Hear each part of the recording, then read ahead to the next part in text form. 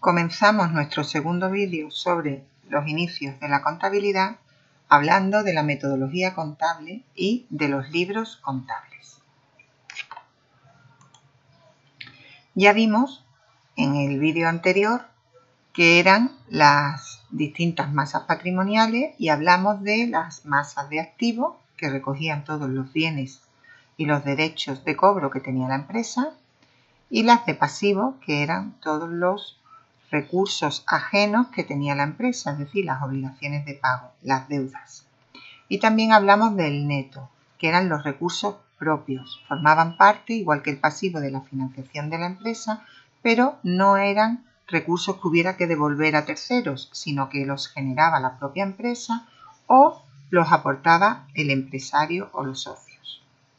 A partir de ahora vamos a considerar el neto como parte del pasivo. Es la parte del pasivo que llamamos pasivo no exigible, puesto que su funcionamiento es el mismo.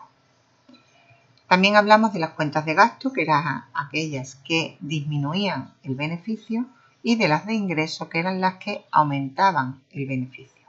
Vamos a ver ahora cómo funcionan a la hora de contabilizar. Siempre en contabilidad tenemos dos lados, el debe y el haber. Las cuentas de activos debemos saber que siempre van a aumentar por el debe. Es decir, cuando yo compro, por ejemplo, un vehículo, este vehículo lo contabilizaré por primera vez en el debe. Cuando lo vendiera, pues tendría que disminuir por el haber. Si se trata de una cuenta de pasivos, el funcionamiento es justamente al contrario. Los pasivos aumentan por el haber y disminuyen o desaparecen por el debe. Es decir, un préstamo que pida el banco tendré que contabilizarlo en el haber porque es una deuda y es un pasivo. Cuando pague ese préstamo lo pondré en el debe para que disminuya. De igual forma, los gastos van siempre al debe y si hubiera que disminuirlos van al haber y los ingresos van al haber y si disminuyeran tendrían que ir al debe. Resumiendo, los bienes y derechos que son activos siempre van a ir al debe o a crecer por el debe y disminuirán por el lado contrario, por el haber. Los pasivos y los netos, es decir, los recursos propios y ajenos, las obligaciones de pago y lo que es el neto patrimonial, siempre va a ir al haber y disminuirá por el debe. Los gastos van a ir siempre al debe y disminuirán por el haber y los ingresos van siempre al haber y disminuirán por el debe.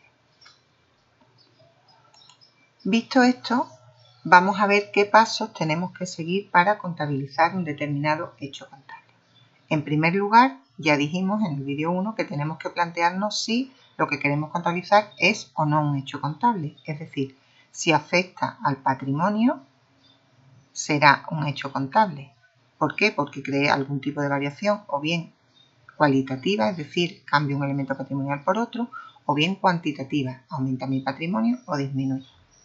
Una vez visto que sí, que realmente ese hecho contable afecta al patrimonio y por tanto es un hecho que puedo contabilizar, tenemos que dar los siguientes pasos.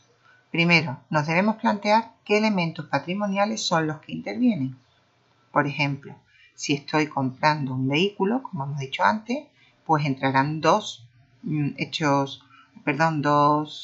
elementos. El primero sería el vehículo, que la cuenta que le corresponde sería elemento de transporte, que lo estoy comprando y por tanto está aumentando. Y por otro lado, habrá otro elemento que será pues el banco, porque esté pagando a través de mi cuenta corriente, bien con cheque, transferencia, como sea, que será un elemento de activo que está disminuyendo.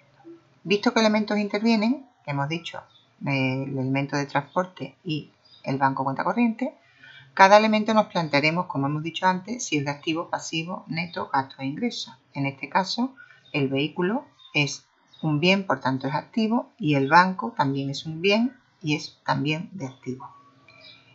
¿Qué ocurre? Tercer paso, que habrá elementos que aumenten y elementos que disminuyan. En este caso, aumentaría el elemento de transporte porque lo estamos comprando, es un activo, y disminuiría el banco porque estamos pagando y es un activo que disminuye.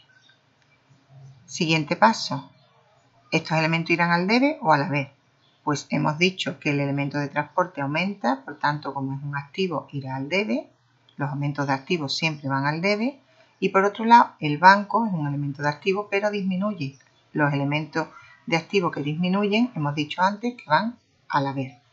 Con lo que el asiento correspondiente sería elementos de transporte a banco. El quinto paso sería ver qué cuenta del plan contable es la que corresponde, que en este caso ya las hemos dicho. El vehículo sería elemento de transporte y el dinero con el que pagamos a través de la cuenta corriente se llamaría banco cuenta corriente. Vamos a ver ahora cuáles son los libros contables. En primer lugar, distinguiremos el diario, que como su nombre indica es el libro que va a recoger día a día los distintos hechos contables que suceden en la empresa. Tenemos un ejemplo aquí en el que vemos que el día 1 de enero el socio, el propietario, un propietario individual, un empresario individual, aporta 10.000 euros en su cuenta corriente de la empresa.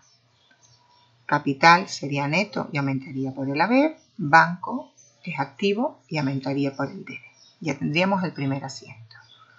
El segundo asiento, el 5 de enero, supone que estamos sacando dinero de la cuenta corriente para tener dinero en efectivo en la caja de la empresa.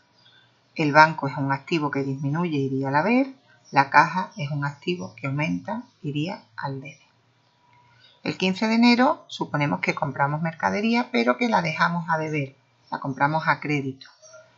Tendríamos un gasto que va al debe, que es la compra de mercaderías, y tendríamos una deuda con el proveedor, que es un pasivo y que por tanto iría al haber. El día 20 de enero tenemos una venta de mercaderías que también nos dejan a deber los clientes, un derecho de cobro que es activo, que aumenta y va al debe, mientras que la venta de mercaderías es un ingreso que va al haber. Esta sería la forma de contabilizar en nuestro libro diario. Como vemos, en los dos extremos van las cantidades en euros, al lado van los números de cuenta, la que va al debe y la que va al haber, y en medio pondríamos la fecha y las cuentas que van al debe y las cuentas que van al haber. Siempre las cuentas que van al haber van precedidas por la letra A.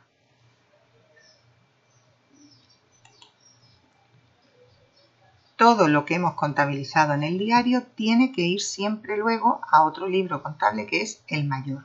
En el mayor habrá una hoja que nosotros representamos por una T para cada una de las cuentas. Así tenemos el banco que en este ejercicio que hemos visto anteriormente tenía dos movimientos.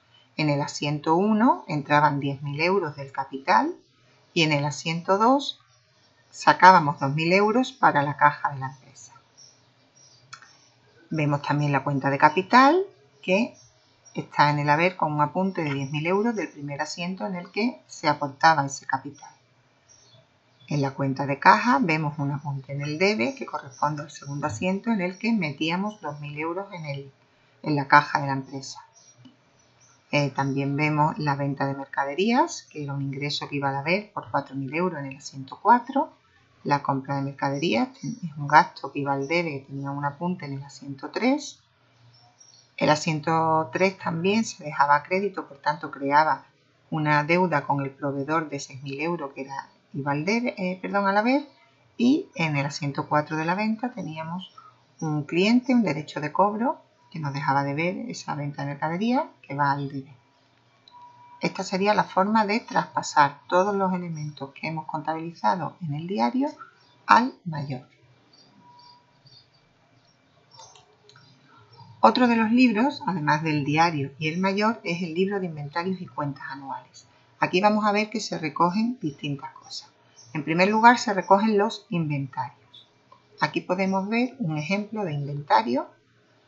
El inventario tiene una estructura en la que arriba, el encabezamiento, pues iría el número de inventario, la empresa a la que estamos haciendo el inventario y su dirección.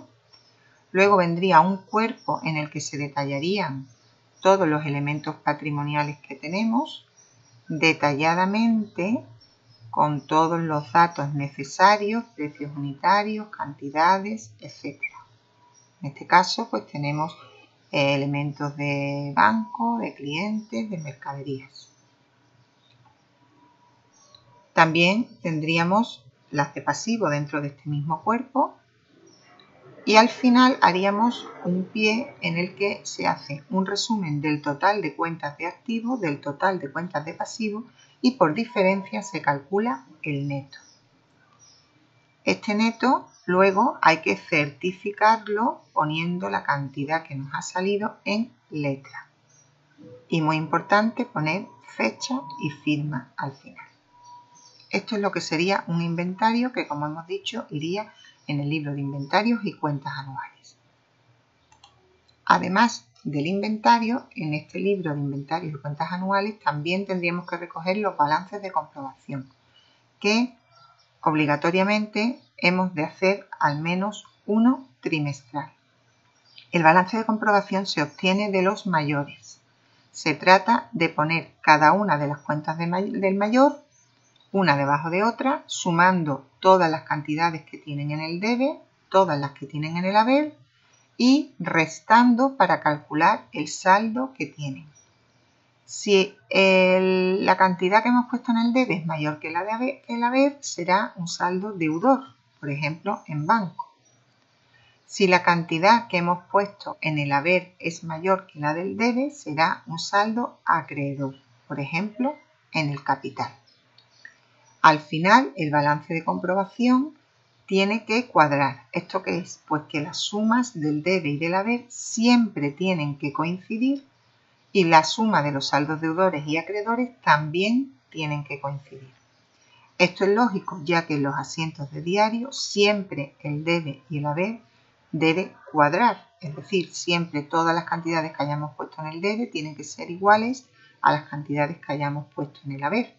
Si esto se pasa correctamente al mayor y luego del mayor se pasa correctamente al balance de comprobación, estas igualdades tienen que seguir existiendo en el balance de comprobación.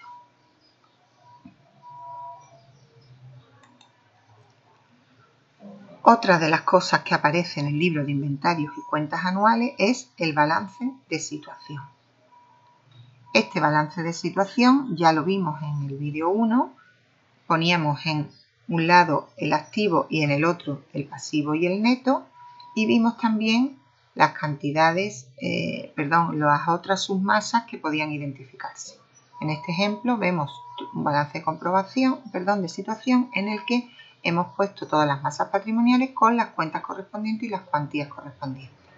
Como vemos, al final el total de activos tiene que cuadrar con el total de pasivo y neto. Recordamos que el neto se le llama también pasivo no exigible, por lo que muchas veces hablamos de pasivo incluyendo al neto.